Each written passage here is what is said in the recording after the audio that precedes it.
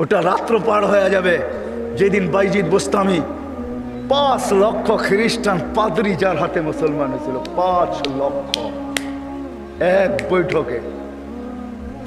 স্বপ্নে দেখা হয়েছিল, সমস্ত পাদ্রীদের মিলন মেলা ছিল। স্বপ্নে আল্লাহ দেখাইছিলেন যে বাইজিদ আজকে এদের পোশাক পরে ভিতরে ঢুকা যা, আমি কিছু করতে চাইতেছি।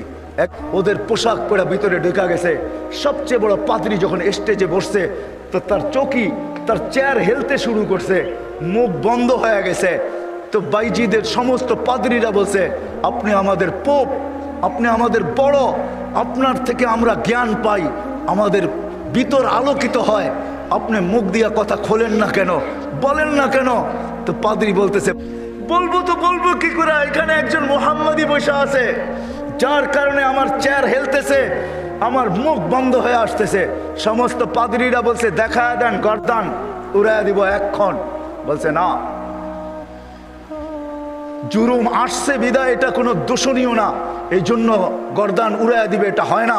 আমি একে পরীক্ষা করব, যদি এ পাশ করে তাহলে ছেড়া দিব, আর যদি পাশ না করে তাহলে আর গর্দান উড়াইয়া দিব। 62টা প্রশ্ন করছিলেন, 62টা। কয়টা? কয়টা? কয়টা? 62টা বলার সময় আমার কাছে নাই, একটা বললাম 62টার ভিতরে। বলছিল কুকুর ঘেউঘের ভিতরে কি বলে। 62টা যখন পুরা বলা দিছেন তো জিজ্ঞাসা করছে, আমি সত্য বলছি? তো পাদ্রী বলতেছিল, সাদাক্তা, তুই সত্য বলছ। বলে তুমি 62টি প্রশ্ন করছো, আমি একটার জবাব, প্রত্যেকটার জবাব দিছি, আমি তোমাকে একটা প্রশ্ন করব, জবাব দিবে? বলে বড় বড় প্রশ্ন। বলে আকাশ আর জান্নাতের চাবি কি? আকাশ আর জান্নাতের চাবি কি? বড় পাদ্রী চুপ হয়ে বসে গেছে। 5 লক্ষ পাদ্রী ধরছে যে 62টার জবাব দিছে, আপনি একটার জবাব দিবেন না, তো দিবেন না কেন? বলছে আমি জবাব জানি, দিলে তোমরা আমাকে মানবে না, মানবে এটা আগে বলো। বলছে অবশ্যই, আপনি আমাদের বড় পোপ, যা বলবেন আজকে তাই মানবো।